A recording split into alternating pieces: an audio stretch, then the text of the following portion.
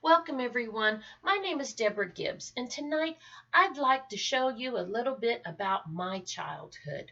So, if you come back with me in time, I will tell you all about Donuts and Aces Wild. So, when you think of New Year's Eve, what do you think of? Fireworks and dancing and drinking and ooh, that kissing. But not me. I think of Grandma's. Grandma Boyer, to be exact. You see, she was great. Every year, she'd have a donut party for all the grandkids. She'd get out her famous recipe, and we could all make any donut we wanted. Big donuts, little donuts. We could even make square donuts. I personally liked the round donuts. But the best thing out of everything was that there was no parents allowed. They couldn't even come to the door. My parents would drop me off in the driveway and never get out of the car. And we stayed up all night, eating and playing games. And you're probably thinking, what's the big deal? A lot of grandparents can cook and kids stay up all night while their parents are out having fun. And you're probably right. But me, I've got a secret. My grandma was a card shark. You heard me. I learned to play poker from my grandmother. All my cousins did.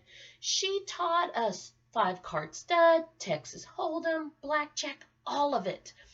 And like any good grandma, she would pass that knowledge down to the younger generation.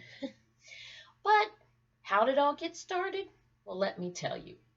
My mother was the oldest of 6 kids. My grandmother once said, I had 6 kids before I knew I was supposed to enjoy sex.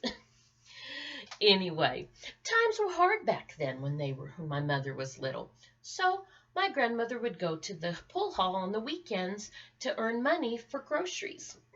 And she was good. I mean, everything she did was great. And when we planned to go to the donut party, there was only 3 things you had to worry about: a pillow, a sleeping bag, and a bag of pennies. Well, I wasn't as good as my older cousins Sean and Rusty, but I could hold my own.